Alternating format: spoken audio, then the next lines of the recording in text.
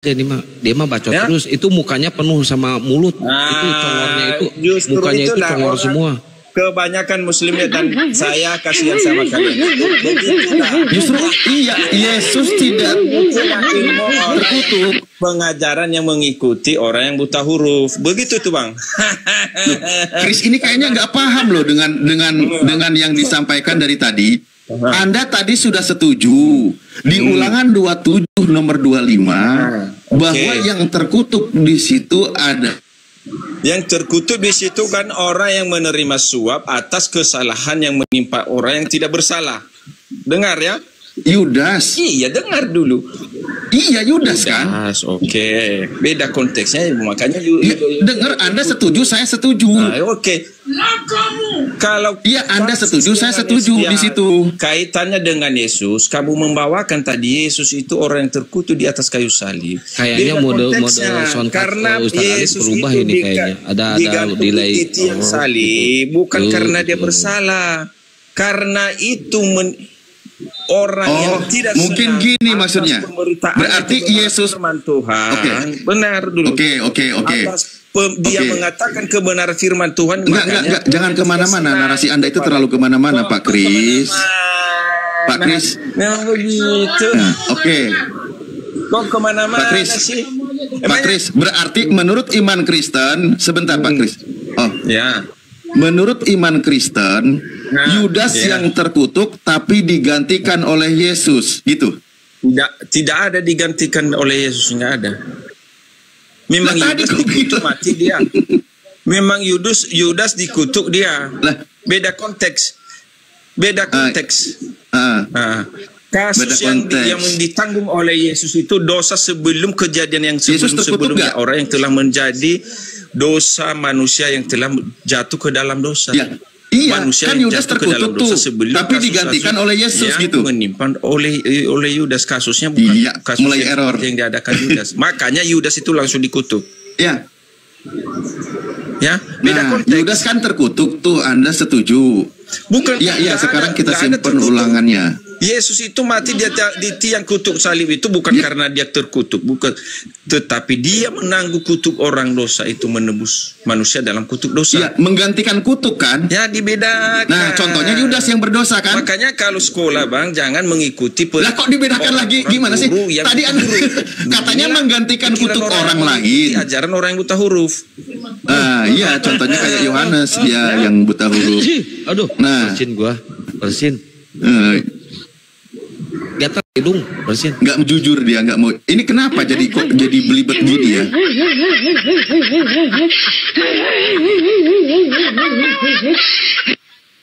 Bukannya itu congor semua nggak bacot, saya teh terus Tadi- eureun waduk belegug saya teh.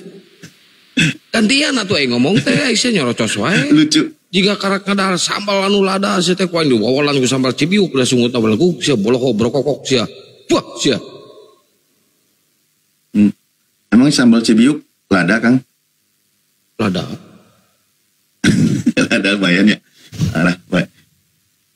Ayo, Bang, ini masih ada tersisa Bang. Tadi dia paksakan, pisahkan konteksnya, oke kita bahas. Ternyata di situ Yesus itu terkutuk menggantikan kutuk orang lain, dia bilang. Kalau begitu dalam imannya Kristen, kutuk yang awalnya terhadap Yudas digantikan kepada Yesus. Ya. Nah, Benar. error lagi jadinya kan? Ya makanya tadi saya tawarin mau menghujat, mau diskusi gitu kan. Saya udah tahu nih si Kris ini namanya kasihan.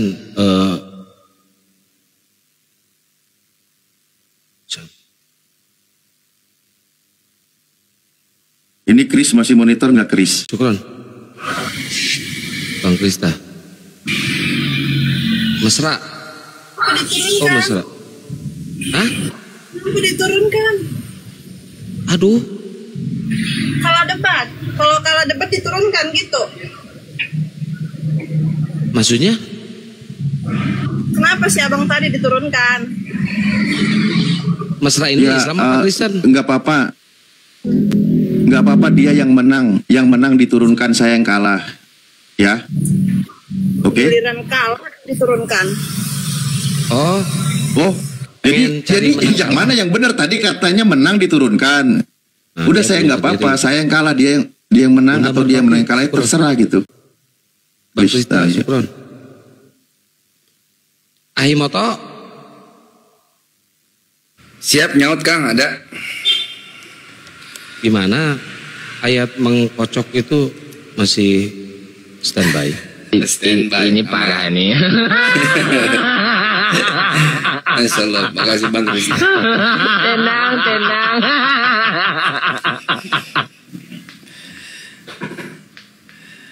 Bang Krista, Supron. Ya, God Mosa. Muslim apa Kristen? God Mosa. Saya hitung sampai 1, kalau tidak dibuka, mute-nya saya turunin. God Mosa, 1. Dah. Gak usah banyak-banyak, itu mah capek.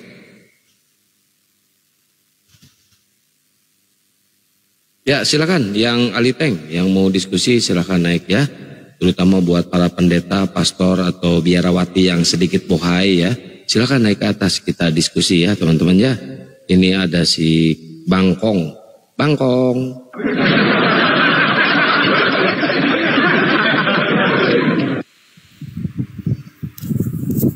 Ya, Bangkong udah makan? udah tuh, baru makan. Makan aja mah apa makanya? Makannya Sama waktu daging. kedua tuh enak. Oh, Kamu dagang mau teh? babi di sop apa dipanggang? Dipanggang itu. Oh, dipanggang. Iya. Itu babinya babi buntung apa babi berekor? Babi panggang itu dipanggang. Oh, dipanggang. Shalom, selamat malam. Salon. Aduh, salon udah tutup. Dio Salon teh jam di segini mana? mah. Yang Santang. Manung. Dio pertama ini di mana? Di Sulawesi. Di mana itu? Sulawesi. Oh, Sulawesi. Kok diam baik Dionya? Takut atuh? Penasaran. Ya, sebentar. Lu di mute dulu, ini ada pasien baru. Oke. Pasien baru saya serahkan kepada Ahimoto. Gantian sama Ustadz Alif. Biar semua kebagian. Silakan, Ahimoto. Iya, siapa nih? Cantika. Tika. Iya bang. Yesus dan Bapa adalah satu, Yohanes 10 nomor 30. Setuju Pak ya? Iya. Monika. Berarti dia menyatukan ya Pak ya? Iya betul. Ketika disalib, termasuk juga dia juga menyatukan ya Pak ya? Kalau ketika Yesus disalib, itu bukan berarti seolah-olah sepenuhnya Bapa atau Allah itu yang disalib, tetapi Yesus sebagai manusia yang Allah utus untuk menebus janji Allah. Bapak buka Yohanes 5 nomor 19 tuh Pak.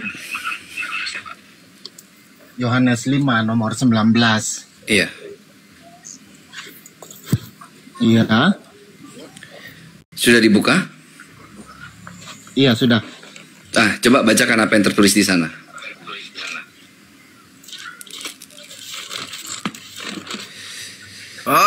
Aku teh turun dulu ya. Lalu Ya. Yesus menjawab mereka, sesungguhnya aku berkata kepadamu, Iya. anak tidak dapat mengerjakan sesuatu dari dirinya sendiri, jikalau ia tidak melihat Bapa mengerjakannya. Sebab apa yang dikerjakan Bapa itu juga yang dikerjakan anaknya. Jadi ketika anak disalib, Bapak kena salib. Ya enggak lah. Enggaknya? Lah kenapa Bapak harus disalib? Oke, gini. Yohanes 5 nomor 19 di sana dikatakan, maka Yesus menjawab mereka, katanya, aku berkata kepadamu, sesungguhnya anak tidak dapat mengerjakan sesuatu dari dirinya sendiri. Jikalau, ada syarat berarti kan, jikalau tidak ia melihat Bapa mengerjakannya. Sebab apa yang dikerjakan Bapa itu juga yang dikerjakan anak. Kan gitu. Karena Yohanes 10 nomor 30, aku dan Bapa adalah satu. Otomatis ketika anak manusia itu disalibkan, Bapa juga Ya Bapak nggak disalibkan. berarti nggak satu. yang sang ada di anak dalam ini gini loh, diri Pak. Yesus. Oke, lanjut. Iya. Lanjut. Yang ada dalam sang anak adalah firman dan roh Allah. Tetapi tubuh itu manusia, seutuhnya manusia. Tetapi perkataan Yesus atau perkataan anak itu sama dengan perkataan Allah. Dan roh daripada anak itu adalah roh Allah itu sendiri. Tetapi tubuh, raga, daging itu anak. Gini Pak, dalam Yohanes 5:19 ada diksi, jikalau tidak ia melihat Bapa mengerjakannya. Artinya Yesus tahu nggak kalau dia bakal disalib? Yesus tahu? Yesus tahu dia bakal disalib. Tahu. Dia mau mengerjakannya. Iya. Oh iya. Ketika dia mau mengerjakannya, karena dia melihat apa? Ya karena dia lihat apa yang dikerjakan Bapaknya. Nah, jadi Yesus mau disalib, Yesus dia itu pasrah, dia mati di tiang salib karena dia melihat Bapa mengerjakannya. Iya memang. Karena begini, ada firman Tuhan yang mengatakan bahwa Berarti Bapak disalib juga? tidak. Bapak Loh, tidak kalau disalib. Bapak tidak disalib, buat apa anak ngerjain? Gitu loh. Begini loh, ada firman Tuhan yang mengatakan bahwa aku memberikan nyawaku, Malam. Gantian Bang, nanti Bang. mengambilnya kembali. Bang Apologet sebentar ya, nanti gantian ya. Gantian, satu-satu. Bang Official, Muslim apa Kristen? Official. Turun dulu. Ya silakan Jadi dilanjut. begitu Bang, jadi ada firman Tuhan yang mengatakan bahwa Yesus berkata, aku memberikan nyawaku untuk aku mengambilnya kembali. Siapa yang bisa seperti itu? Tidak ada. Nih, Jadi coba begini, Bang. coba dilihat. Coba dilihat Yohanes 5:19, ya kan? Maka Yesus menjawab Iya. mereka, katanya, aku berkata kepadamu, sesungguhnya anak tidak dapat mengerjakan sesuatu dari dirinya sendiri. Jadi anak ini tidak bisa melakukan sesuatu dari dirinya sendiri jikalau tidak ia melihat Bapa mengerjakannya. Gitu kan? Dia melihat, kata melihat di sini. Ia melihat. Jadi ketika anak manusia atau Yesus tersebut mau disalib, karena apa? Ia melihat Bapa mengerjakannya. Jadi begini Bang, anak manusia ini sudah diberikan kuasa sepenuhnya dari Allah. Nah, sehingga apa yang Allah sudah rencanakan, anak juga tahu. Karena Bapa mengerjakannya. Dia melihat Bapa mengerjakan apa? Salib. Jadi begini Bang, Aduh, jadi begini terus. Allah Baru Allah tiga kali ya, Bang siapa? Cantika baru 3 kali ya. Allah mengutus anak itu karena janji Allah akan ciptaan Allah itu sendiri. Pertama, Allah membuat air bah. Ketika Allah membuat air bah, disitulah Allah menyesal pertama kali. Allah menyesal loh. Bayangin Tuhan bisa menyesal loh. Tuhan menyesal loh. Pak, orang menyesal itu karena sesuatu tindakan menyesal itu karena apa? Dia tidak mengetahui apa yang akan terjadi di masa yang akan datang. Dia menyesal. Makanya Manusia menyesal wajar. Ini Tuhan menyesal loh. Makanya Bapak harus baca firman Tuhan. Disitulah Allah menyesal dan Allah membuat perjanjian bersama Abraham yang Bapak pakai sebagai mila Ibrahim. Itu dia. Parah. Ini parah Oke. nih. Allah membuat perjanjian bersama Abraham dan Allah memilih Abraham pertama kali. Hubungannya apa? Hubungannya karena begini. Pertama kali Allah kecewa atas ciptaannya karena umat manusia sudah banyak sekali berbuat dosa, berbuat banyak sekali pelanggaran, di mana manusia Kecewa. Aduh ya Allah. Aduh, sebelum dimulai Allah. Ini parah kali ini. Maksudnya manusia ini gagal produk Tuhan gitu. Produk gagal Tuhan, kecewa. Kok Tuhan gitu nggak tahu konsepnya?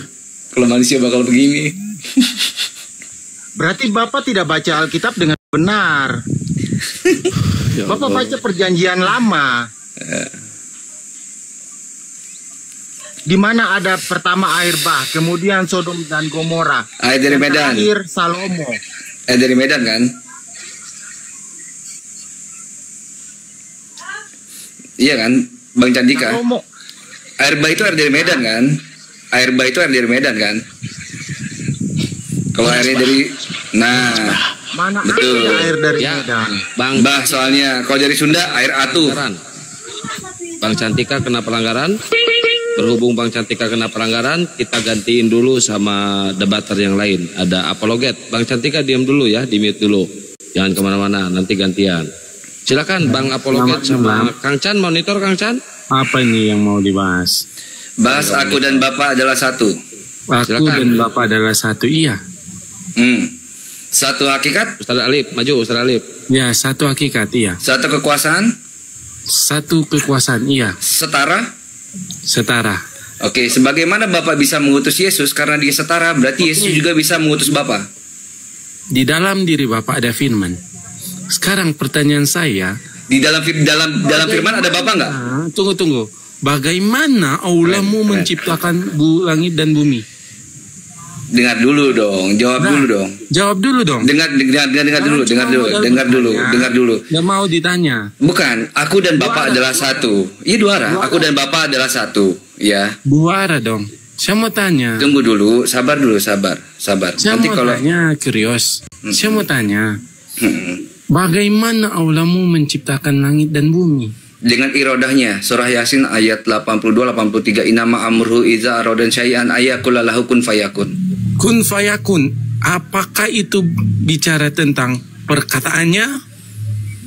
Itu bentuk kinayah. Jadi kalau misal manusia itu bisa katakanlah membuat sesuatu gini loh.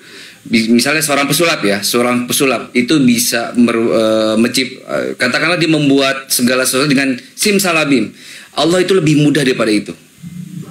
Berarti makanya Allah, berguna kata kun fayakun. Berarti Allahmu menciptakan dengan sulap begitu?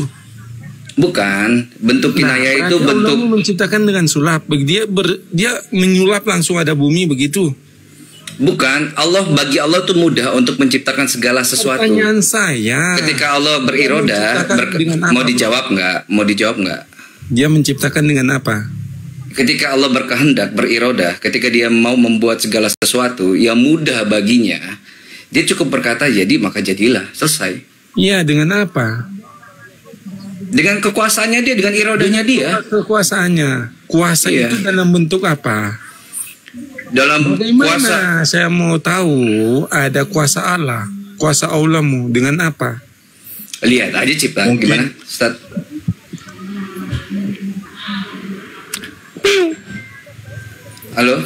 Halo, bagaimana? Kamu kan bilang Allah punya kuasa nih. Bagaimana dia menyatakan kuasanya dalam penciptaan itu? Bentar Bang Apologet. Saya di sini hostnya ya, yang terlalu ganteng ya. Jadi kalau udah dijawab, udah ya. Kalau mau dibantah silakan dibantah sekali. Kalau mau dilanjutin ke pertanyaan berikutnya silakan. Kalau udah dijawab udah ya. Perjanjiannya seperti itu. Sekarang ke pertanyaan selanjutnya, Ahimoto silakan. Iya. Bang Raja Kukuk di-mute dulu Bang Raja. Jadi gini, tadi kan apologet ini kan, saya kan menanyakan kepada beliau itu bahwa Yohanes 10 nomor 30, aku dan Bapa adalah satu. Apakah dia setara? Iya. Apakah dia satu hakikat? Iya. Apakah dia equal atau sama dengan kekuasaannya? Iya.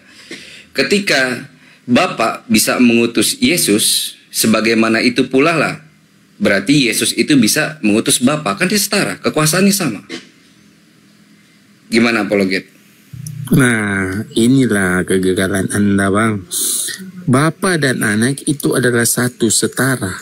Nah, dalam keilahiannya, dia itu adalah Allah. Sudah? Kalau Bapa ini lagi bicara apa nih? Bicara keilahian Yesus atau Dalam keilahiannya sama nggak? Bapa sama anak? dia keilahiannya dia Allah? Kekuasaannya sama nggak? Keilahiannya dia Allah. Iya, kekuasaan juga sama nggak? Keilahiannya dia Allah. Karena dia adalah Allah. Ya. Bapak Allah, Yesus Allah. Kan gitu kan ya? Dalam keilahiannya dia adalah Allah.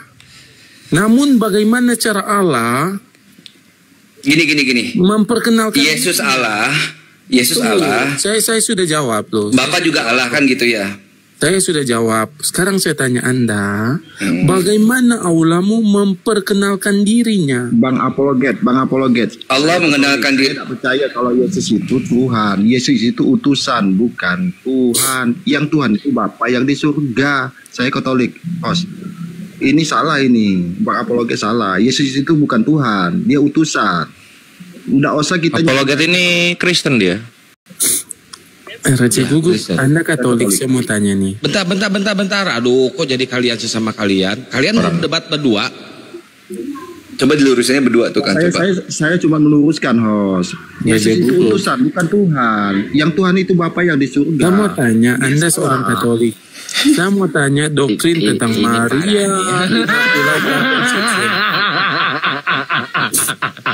Anda Katolik.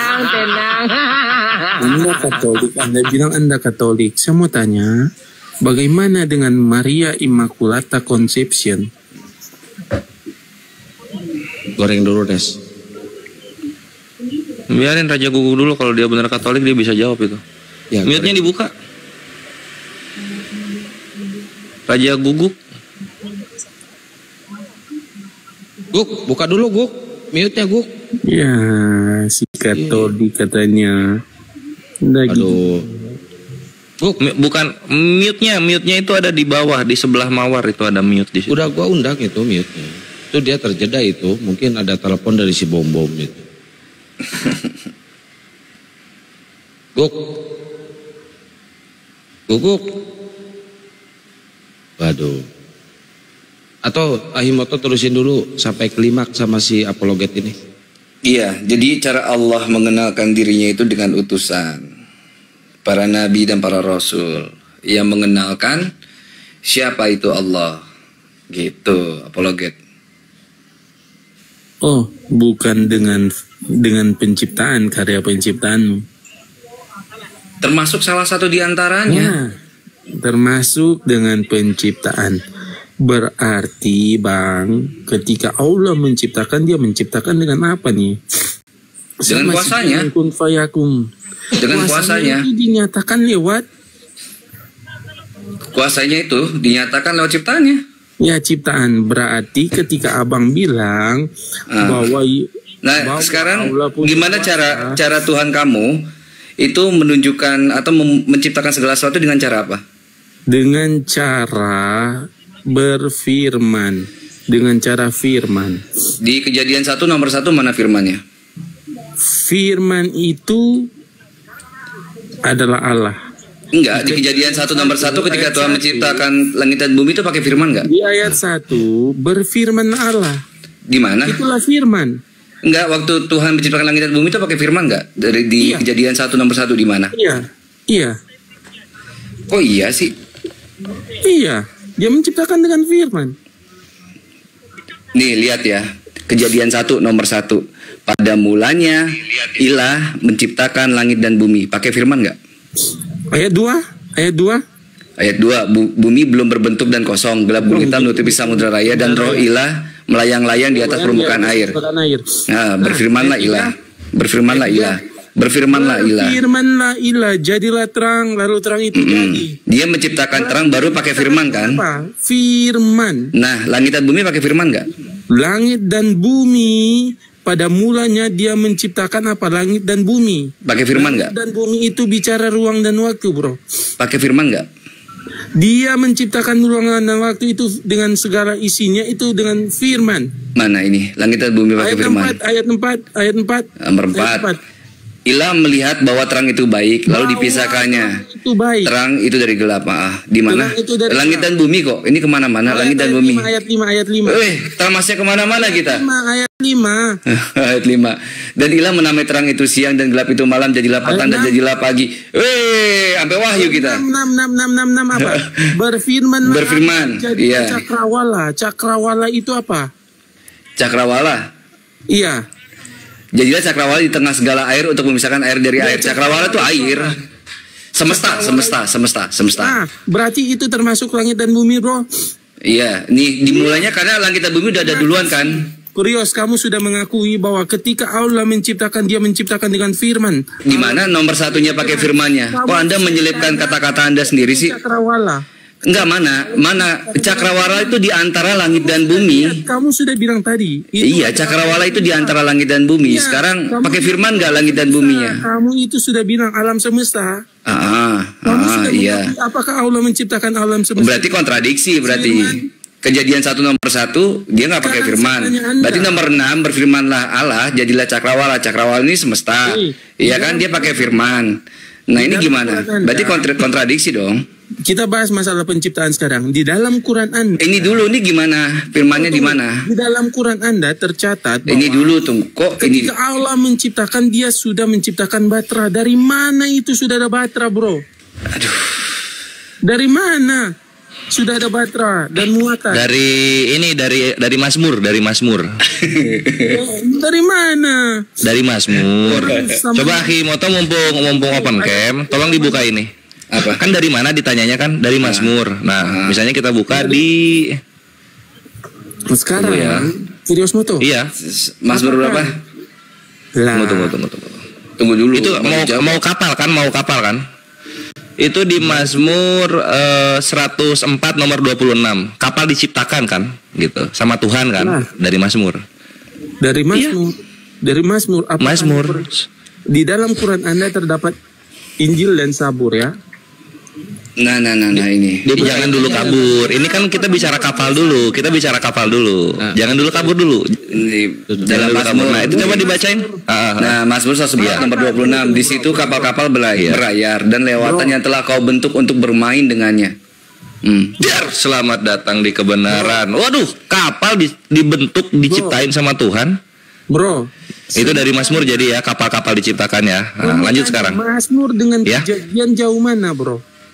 Ada Mazmur sama jauh mana? Jaraknya? Jauh dari mana ke mana nih? Jaraknya itu jauh, ada berapa ya? 2500 tahun kayaknya ada. Bagaimana kamu bilang di dalam Quran itu sudah ada kapal? Nah ini di Mazmur dibilang gitu. Di situ kapal-kapal berlayar dan lewiatan yang telah kau bentuk untuk bermain dengannya. Ini kapal-kapalnya dibentuknya kapan? Zaman Adam dan Hawa sudah ada kapal-kapal. Nah ini berarti kapal-kapalnya diciptain di zaman Daud, yang di Mazmur itu, gitu. Adam dan Hawa sudah ada kapal-kapal. Gitu. Ini di sini Daud, ini di zaman Daud. Zaman Adam dan Hawa sudah ada kapal-kapal. Kalau di Kristen gimana? Belum ada. Jawab. Apakah di zaman Adam dan Hawa? Gimana ini kok kabur-kaburan? Kan tadi tanya dari mana? Ini gue jawab dari Mazmur. Di Mazmur kan tertulis begini. Di situ kapal-kapal berlayar dan lewatan yang telah kau bentuk untuk bermain dengannya. Nah kayak gitu. Jadi kapal-kapal yang berlayar ini diciptain Tuhan di zaman Daud. Kan gitu maksudnya. Loh kok baru nanya dia? Berarti apa? Masa penciptaan itu terjadi menurut Quran terjadi di zaman Daud. Penciptaan kapal itu di Mazmur terjadinya di zaman Daud. Ini kan Mazmur ini. Perjanjian lama. Penciptaan itu terjadi di zaman Daud.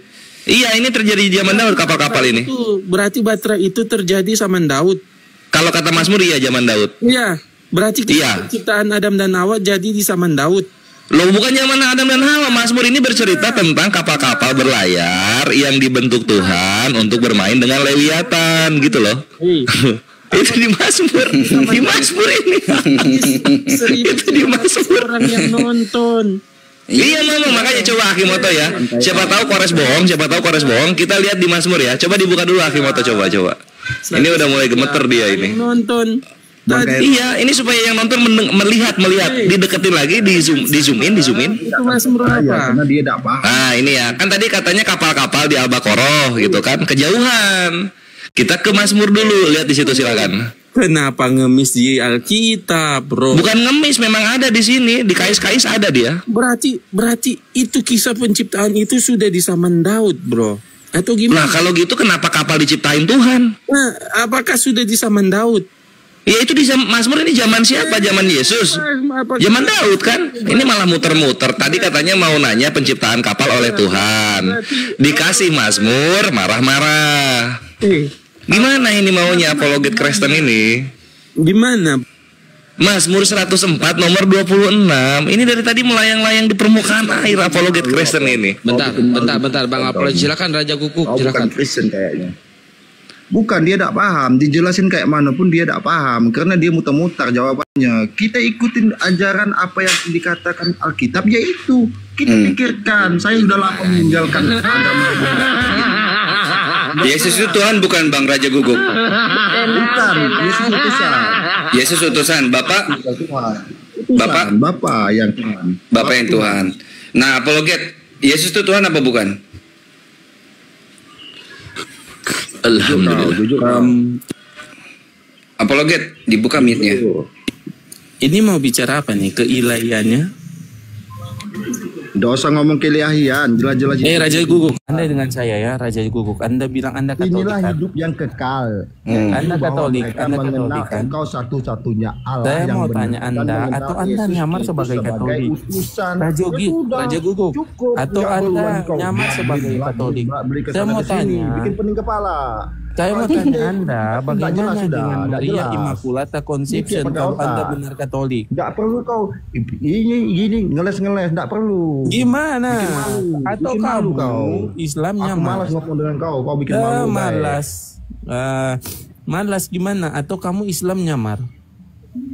Saya mau tanya dengan Immaculata Conception. Inilah hidup yang kekal, yaitu mereka mengenal Engkau satu-satunya Allah yang benar. Pertanyaan saya, bagaimana kamu bilang dia sebagai utusan? Dia lahir dari mana? Ayat jangan kau pelintir. Dia lahir dari mana?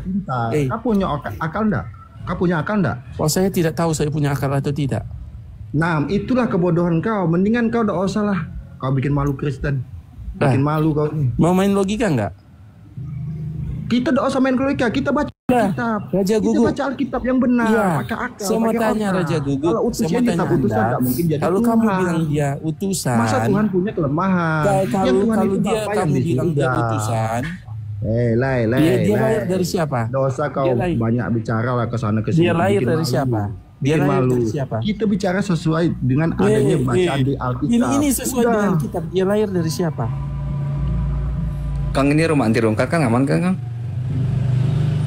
Dia lahir dari siapa dong Raja Guguk? Aman banget. 1000%. Semakin kau berdebat berbelit-belit itu, aku tambah malu. Mendingan aku turun kalau lihat kau kayak gini. Kau bikin malu, tidak paham. Ya, bikin malu apologet. Coba bentar. Apologet Kristen kan? Ya kan? Oke? Apologet. Wih. Iyalah. Jawab dulu. Kristen kan? Nah, Bang Raja Guguk Kristen kan? Katolik dia. Katolik. Baik. Silakan dari Katolik dulu bertanya ke Raja Guguk. Saya di sini saya ingin memfasilitasi Anda. Silakan tanya dulu Raja Guguk. Aku tanya kau, Yesus Tuhan bukan? Jawab. Dalam keilahiannya dia Tuhan. Nah, itu salahnya kau. Kau tidak baca Bibel, kau tidak bisa. Saya mau tanya Anda. Kalau Anda bilang Yesus utusan, dia lahir dari siapa, bro? Bunda Maria. Bunda Maria. Apakah Bunda Maria berdosa? Gimana? Apakah Maria berdosa? Mana aku tahu? Nah, berarti Anda bukan Katolik, ada Islam nyamar. Makanya bukan dia Kristen. Bentar. Bang Raja Guguk, bentar. Ini framing. Aduh, nyamar si Raja Guguk. Apologet. Ini tidak bagus. Apologet. Nggak boleh. Kalau Islam, Bang Raja Guguk, maaf sebentar. Islam itu nggak boleh menyamar-nyamar. Kalau Islam ya Islam. Iya, dia sekali nyamar, udah kafir itu. Kafir itu. Nggak bisa kayak begitu. Nggak bisa. Kalau Islam nggak bisa nyamar-nyamar. Lu jangan bawa Islam. kalian Bagaimana antara dengan berbohong Protestan dalam sama tiga hal? Katolik. Yang jadi masalah itu, Bang. Bagaimana dengan berbohong dalam 3 hal, bro? Loh, ini Kristen. Ini bagaimana dengan Nggak boleh berbohong dalam segala hal. Nggak boleh, nggak boleh. Gini, kalau lu mau bawa berbohong dalam 3 hal, gini posisinya. Apologet Kristen istrinya Raja Guguk bukan? Kenapa? Kan berbohong dalam 3 hal dalam Islam nih. Apologet Kristen istrinya Raja Guguk bukan? Maksudnya? Kita kan berbohong 3 hal kan salah satunya ke istri kan? Istrinya bukan apologet Kristen. Berarti Anda mengatakan boleh berbohong dalam 3 hal iya. Pada istri ketika mau dibunuh, ketika sedang berperang. Nah, posisinya Raja Guguk ini istrinya suaminya apologet Kristen atau mau dibunuh sama apologet Kristen atau posisinya lagi perang sama apologet Kristen, yang mana? Istar. Berarti Allah mengizinkan dan menghendaki berbohong dalam 3 hal. Dalam 3 hal iya gitu. Yang nggak boleh itu kita berbohong dalam berdakwah. Kalau Kristen kan bolehnya berbohong dalam penginjilan 1 Korintus 9 19 sampai 22. Kalau kami berbohongnya dalam apa namanya? Waalaikumsalam warahmatullahi. Berarti Allah Anda adalah Allah yang pembohong. Allah yang pembohong dong. Bukan gitu, Bre. Berbohong di situ kan buat kebaikan. Posisinya Tuhan Anda, Allah Bapa, Yesus dan Roh Kudus yang membolehkan berbohong dalam penginjilan 1 Korintus 9 19 sampai 22. Berarti kalau kayak gitu kan nggak bermoral jatuhnya. Allah Anda berbohong dong, pembohong. Tuhan kami nggak berbohong lah. Tuhan kami kan memberikan kebenaran, ngasih tahu kebenaran. Ya. Tuhan kalian yang berbohong gitu. Contoh misalnya Tuhan kalian berbohong 1 Korintus 9 19 sampai 22. Ini gua bacain. Apakah bohong? Dan kepada orang-orang yang tidak memegang hukum Taurat, maka aku akan seperti mereka yang tidak memegang hukum Taurat, walaupun aku memegang hukum Allah, supaya aku bisa memenangkan orang bajak. Nah, ini kan dalam bahasa kami bilangnya ini takiyah Korintus atau takiyah penginjilan gitu. Pra Istar. Apa? Saya mau tanya Anda. Tadi udah dijawab. Anda bilang Allah itu berbohong. Berarti kok Allah berbohong? Islam diperbolehkan berbohong dalam 3 hal. Kalau soal berbohong, Tuhan kau yang dibohongi, Tuhan kau yang kena tipu. Di Maleakhi 3 nomor 8 sampai 9, Tuhan ini marah dan curhat karena dia kena tipu. Oleh apa? Manusianya bertanya. Tuhannya berkata, saya kena tipu oleh perpuluhan gitu. Jadi tinggalkanlah Kristen, Bre. Tuhannya bisa ditipu oleh manusia gitu. Itu apologet Kristen kalau mau dijawab. Apakah bohong itu adalah sebuah kebenaran? Bohong itu kebenaran.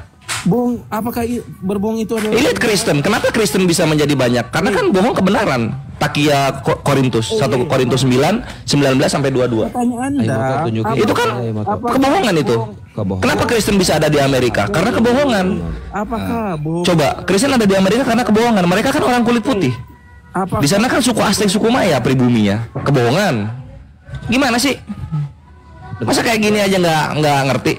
Res, izin Res. Biar ditunjukin dulu datanya sama Ahimoto. Boleh nggak berbohong dalam 3 hal? Biar semua netizen tahu di sini 1,4 belum yang di YouTube. Biar semua paham kenapa sih Islam memperbolehkan kebohongan dalam 3 hal gitu ya. Biar iya, ini sambil dicari ya, makanya gua tanya juga, ini Raja Guguk ini suaminya apologet Kristen bukan? Atau diancam mau dibunuh sama apologet Kristen bukan? Atau lagi berperang nih mau bunuh-bunuhan sama apologet Kristen kan gitu. Tadi dibilang istrinya bukan gitu. Mau dibunuh bukan juga. Lagi perang juga enggak gitu. Jadi ngapain berbohong sama apologet Kristen Raja Guguk kalau dia Islam? Gitu. Apakah bohong itu tercatat di dalam Quran Anda? Berbohong dalam 3 hal? Berbohong tadi itu di hadis dong, apologet Kristen lu ini melayang-layang di permukaan air, serius dah. Iya di hadis itu. Kalau misalnya takiyah penginjilan itu di Korintus kitab suci lu, gitu loh. Ini mau ditunjukin dulu sama Ahimoto. Ya Bang Apologet, diam dulu, duduk manis dulu. Kalau enggak, kalau ngomong terus saya turunin dulu. Nanti kalau habis penjelasan dari Ahimoto baru saya naikkan. Kalau Anda ngoceh, silakan Ahimoto. Jadi Ibnu Syihab berkata, aku tidaklah mendengar suatu yang diberi keringanan untuk berdusta di dalamnya, kecuali pada 3 perkara. Pertama, peperangan, tujuannya untuk mendamaikan yang berselisih. Peperangan, mendamaikan yang berselisih, dan perkataan suami pada istri atau istri pada suami, dengan tujuan untuk membawa kebaikan rumah tangga. Ini hadis riwayat Bukhari. Hadis, bukan kitab suci, hadis. Nah, kalau dibilang Tuhan berarti Tuhan membolehkan ya, sama. Tempat kalian juga di 1 Raja-Raja 22 nomor 3. Di 1 Raja-Raja 22 nomor 22 sampai 23 apa? Tuhan apa? Aku akan keluar dan menjadi roh dusta dalam mulut semua nabinya. Ia berfirman, biarlah engkau membujuknya dan engkau akan berhasil pula. Keluarlah dan perbuatlah demikian. 23, karena itu sesungguhnya Tuhan telah menaruh roh dusta ke dalam mulut semua nabimu ini. Tuhan lu aja ngirim roh dusta kok. Lebay amat sih. Ayat atasnya. 1 Raja 22 nomor 22 sampai 22-23. Tuh kan makanya gue bilang juga, kalau yang busuk-busuk, hujatan Kristen itu akan kembali kepada Tuhannya sendiri. Selalu begitu, bre. Dalam surat Al-Ankabut dikatakan mana tadi? Mana tahu lah. Coba diadu kita adu ya. Al-Ankabut sama tadi Tuhan menjadi roh dusta langsung masuk ke mulut nabi-nabi. Ini kan najis jatuhnya. Dosa orang lain mereka berdaya. Di samping dosa-dosa mereka, pada hari kiamat mereka pasti akan ditanya tentang kebohongan yang selalu mereka adakan. Berarti bertentangan dong dengan Quran. Oh ya, parah, Tuhan lu jadi roh dusta lah. Lalu masuk mulut nabi-nabi, lalu kemudian mempalsukan firman. Parah Tuhan lu lah, bre. Tuhan lu ini jatuhnya kriminal. Coba bacain lagi Akimoto. Tadi Al-Ankabut kan gitu, bahasanya indah. Lihat yang tadi mana yang tadi? Tuhannya menjadi apa tadi? Coba lihat. Ini kan kayak Pokemon jatuhnya. Dan nah itu. Orang lain mereka berdaya. Nah itu kan Al-Quran. Menurut lu yang kayak gitu salah. Nah lu lihat yang ini, sekarang kita belajar ya. 1 Raja-Raja 22 nomor 21. Lu diam dulu. Sabar. Nah, ketelan itu Kang ketelan itu, biarin aja. Malu dia. Dia dibaca Bible malu dia.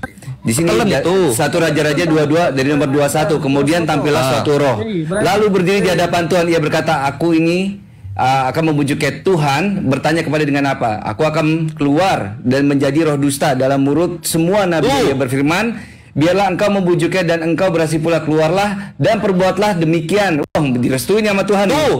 Kriminal anjir. Karena itu sesungguhnya Tuhan nomor 23, karena sesungguhnya Tuhan telah menaruh roh dusta ke dalam mulut semua nabimu ini. Sebab Tuhan telah menetapkan untuk menimpakan malapetaka kepadamu. Tuhan telah apa? Telah menaruh roh dusta ke dalam mulut semua nabimu ini. Tuhan kok kriminal, bejat ini, brengsek. Makanya banyak orang-orang berdusta karena Tuhannya kerjasama sama roh dusta. Hancur ini kalau kayak gini. Udah Isa dulu. lanjut. Berarti Quran Anda bertentangan dengan hadis Anda. Ini di dalam surat Al-Ankabut. Di Keluaran 20 itu jangan bersaksi dusta. Di Keluaran 20 ya, di Keluaran 20 dikatakan apa? Keluaran 20 nomor sebentar. Jangan membuat jangan sujud, tapi aku menunjukkan 6-7 jangan menyebut nama Tuhan. 7 jangan membunuh. Nah, nomor 16 Keluaran 20 nomor 16, jangan mengucapkan saksi dusta tentang sesamamu. Tuhan nggak boleh manusia itu berdusta, tapi Tuhan sendiri yang ngirim roh dusta. Gimana nih Tuhan? Ini gimana? Pelin-pelan Tuhan, pelin-pelan loh. Ini Tuhan bertentangan dengan perkataannya sendiri. Jawab sekarang di Keluaran 20 nomor 16, jangan mengucapkan saksi dusta tentang sesamamu, nggak boleh berbohong. Tapi di 1 Raja-Raja nomor 22, 1 Raja-Raja 22 nomor 23, Tuhan sendiri yang menaruh roh dusta. Gimana ceritanya? Nah, baru kebet kan? Berarti Quran Anda bertentangan dengan hadis. Berarti Allah Anda juga nggak konsisten. Mana 1 Raja-Raja? Ayat ini yang membuat aku bimbang, paling benci aku dengar ayat ini. 23, 20. Apa sih? Satu sebentar. Ini loh roh dusta nih. Gimana? Yang naruh roh dusta itu siapa? 1 Raja-Raja berapa? 1 Raja-Raja 22 nomor 23. Nah, baru lihat kan? 23, 20, 21. Ini bro dengan nabi-nabi palsu bro, nabi-nabi palsu. Yang bikin palsu siapa? Kenapa dia bisa palsu? Karena dia berbohong kan? Karena dia berbohong kan? Ya karena dia berbohong kan? Siapa yang bikinnya? Siapa yang bikin itu berbohong? Karena apa? Tuhan telah menaruh roh dusta dalam mulut semua nabimu ini. Coba lihat nomor 23-nya. Ayat 21 nih. Nah itu digenapi oleh Paulus itu. Monitor ya tadi ya, saya mau sholat isya dulu ya. Gantian Kang, ntar rolling. Iya. Ayat 21 dibilang begini. Siap. Kemudian tampillah suatu roh lalu berdiri di hadapan Tuhan. Berarti siapa itu? Roh. Siapa itu? Roh itu siapa? Itu roh bukan dari Tuhan, berarti dari iblis. Bapak Yohanes 24 ya. Sebab Bapak adalah roh, gitu kan? Sebab Tuhan adalah roh. Tunggu ayat 21 dibilang Tuhan itu roh. Suatu roh lalu berdiri di hadapan Yohanes 4 nomor 22. Aku ingin akan membujuknya, Tuhan bertanya. 424 ya. Dengan apa? Jawabnya, aku akan keluar dan menjadi roh dusta. Berarti sudah ada 2 oknum di situ, bro. 23-nya apa? Baca. Sudah ada oknum. Siapa itu? Iya, 23-nya baca dong. Itu adalah si 23-nya baca dong. Iya, si jahatnya. Kenapa dia bisa jadi si jahat? Kenapa dia bisa seperti itu? 23-nya baca. Kok dilompatin langsung ke 24? 23-nya baca.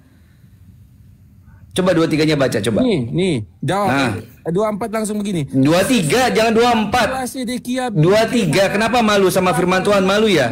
Ketika ada Tuhan yang menaruh dusta nggak mau dibaca. Malu. Malu kayak begitu.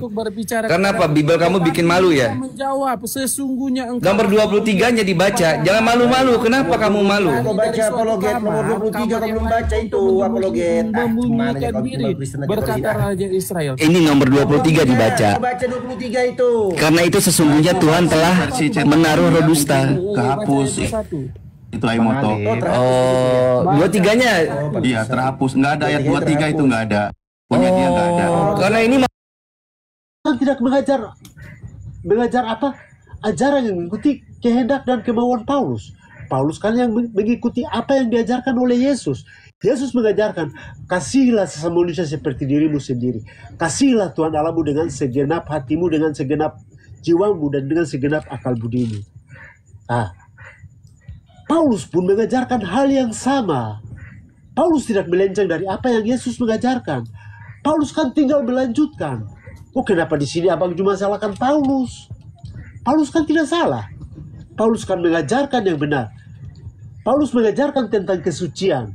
Yesus mengajarkan tentang kesucian. Apa yang Yesus ajarkan itu yang tinggal dilanjutkan oleh Paulus. Kenapa harus diputar-putar? Harus dibelokkan ke sana kemari? Paulus tidak menyesatkan. Yang menyesatkan adalah mereka-mereka yang memutar-balikan firman yang sudah diajarkan oleh Yesus itu sendiri. Firman yang sudah datang sebagai Yesus itu sendiri. Firman itu yang hadir sebagai manusia mengajarkan. Para ke-12 murid itu mengikuti apa yang diajarkan oleh Yesus.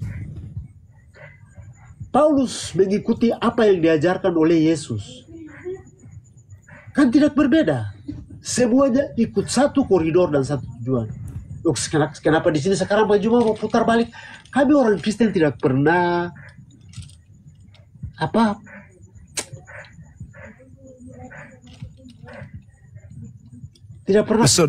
atau tergolong dengan apa yang mengajarkan. Karena kami tahu siapa yang menyesatkan dan siapa yang mengajarkan kebenaran. Itu loh Bang Suma. Jadi Bang Suma mau bicara A, B, C panjang kali lebar segala macam, kami tidak akan pernah percaya atau memang Anda nggak pernah percaya Yesus. Iya. Sekarang begini saudara. Kami tetap percaya Yesus. Kalau percaya Yesus ngapain jadi Paulus? Ngapain ikut Paulus? Syarat percaya kepada Yesus, saudara, syarat percaya Yesus itu harus percaya kepada Bapa yang mengutus Yesus. Syarat percaya itu kudu wajib hukumnya percaya kepada Bapa yang mengutus Yesus. Itu syarat untuk percaya kepada Yesus. Sedangkan Paulus mengatakan, kamu tidak akan hidup di dalam kasih karunia kalau engkau masih mengharapkan kebenaran dalam hukum Taurat. engkau lepas dari Kristus jika engkau mengharapkan kebenaran dalam hukum Taurat. Jika engkau meminta, jika engkau masih mengemis-ngemis keselamatan, kebenaran dari hukum Taurat, Galatia 5 nomor 4, engkau akan keluar dari kasih karunia. Yesus Kristus akan lepas darimu jika kau masih mengharapkan kebenaran ada di dalam hukum Taurat. Itu kata Paulus. Sedangkan Yesus menyelamatkan manusia dengan syarat manusia pengikutnya wajib hukumnya menjalankan hukum Taurat. Paulus mengatakan untuk selamat tinggalkan Taurat. Mengharapkan kebenaran dalam hukum Taurat aja itu tidak benar. Apatah lagi mempraktekkan. Makanya Paulus mengajarkan, marilah kita meninggalkan aturan-aturan lama. Kristus telah memerdekakan kita dari aturan-aturan Tuhan dan kuk penghambaan. Galatia 5 nomor 1. Coba saudara pikirkan itu. Paulus mengatakan tidak ada seorang pun yang dibenarkan oleh karena melakukan hukum Taurat. Berarti hukum Taurat itu harus ditinggalkan. Sedangkan Yesus mengatakan dalam Matius 5 nomor 19, barang siapa yang meniadakan hukum Taurat dan mengajarkan kepada orang lain, maka dia akan menempati tempat terhina dalam kerajaan langit. Akan tetapi barang siapa yang mengharapkan kebenaran dari hukum Taurat dan menjalankan hukum Taurat, tidak meninggalkan hukum Taurat, meskipun yang paling terkecil, dan mengajarkan kepada orang lain, maka dia akan menempati tempat tertinggi dalam kerajaan surga. Itu kata Yesus. Tapi Paulus mengatakan enggak. Tidak ada seorang pun yang dibenarkan oleh karena melakukan hukum Taurat. Bertentangan. Kata Yesus, yang melakukan hukum Taurat akan menempati tempat tertinggi di kerajaan surga. Kata Paulus, jika engkau mengharapkan kebenaran dari hukum Taurat, engkau tidak akan mendapatkan kebenaran. Kamu lepas dari Kristus, sia-sia kematian Kristus jika engkau mengharapkan kebenaran dari hukum Taurat. Berbeda dengan Yesus. Kalau kau menjalankan hukum Taurat, maka engkau akan menempati tempat tertinggi dalam kerajaan langit. Matius 5 nomor 19. Siapa yang diikuti oleh Kristen? Paulus. Dari mana? Siapa yang membackingi Paulus? Kristus palsu. Kok bisa kayak gitu? Ya, karena Paulus mendapatkan bisikan-bisikan dari makhluk yang mengaku kepadanya telah diberi kuasa baik di langit maupun di bumi.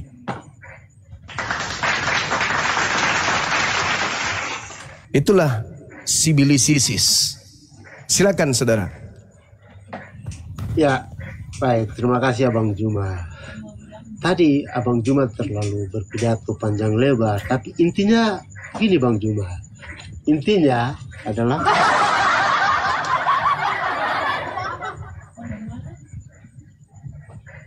Paulus itu, Bang Juma sendiri tahu, Paulus itu awalnya itu Paulus adalah ahli Taurat. Paulus itu dididik oleh guru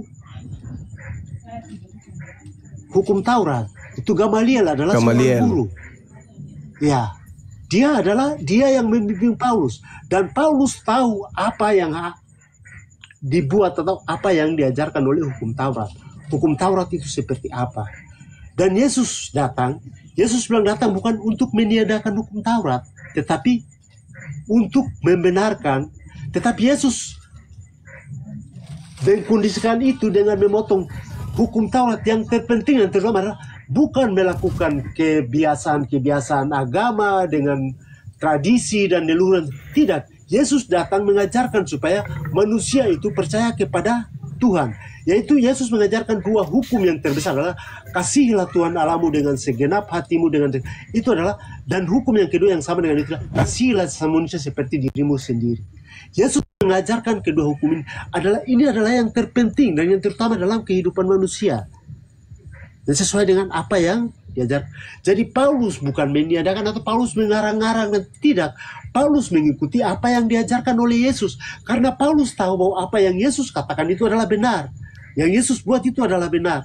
Sedangkan yang diajarkan, yang dipraktekkan oleh tradisi-tradisi Yahudi adalah itu hal yang tidak benar. Adalah mereka mempraktekkan kehidupan tradisi dan tidak berpegang kepada apa yang seharusnya mereka tuju begitu. Bukan mempraktekkan kehidupan jasmani, duniawi dan lain. Tapi yang dicari adalah kehidupan surgawi. Itu loh Bang Juma. Jadi jangan terlalu panjang lebar ke sana ke sini. Kita jalannya lurus saja Bang. Paulus mengatakan tidak ada seorang pun yang dibenarkan oleh karena melakukan hukum Taurat. Kamu tahu bahwa tidak ada seorang pun yang dibenarkan oleh karena melakukan hukum Taurat. Itu kata Paulus. Kata Yesus, barang siapa yang melakukan hukum Taurat dan mengajarkan kepada orang lain, maka dia akan memperoleh hidup. Dia akan memperoleh tempat yang tertinggi di dalam kerajaan surga. Kata Paulus, tidak ada seorang pun yang dibenarkan oleh karena melakukan hukum Taurat. Kata Yesus, orang yang melakukan hukum Taurat akan menempati tempat tertinggi dalam kerajaan surga. Mana yang betul saudara? Mana yang betul? Melakukan hukum Taurat menurut Yesus akan menempati tempat tertinggi dalam kerajaan surga. Kata Paulus, melakukan hukum Taurat tidak ada kebenaran di dalamnya. Mana yang betul? Yesus atau Paulus? Mana yang betul? Silakan Anda jawab.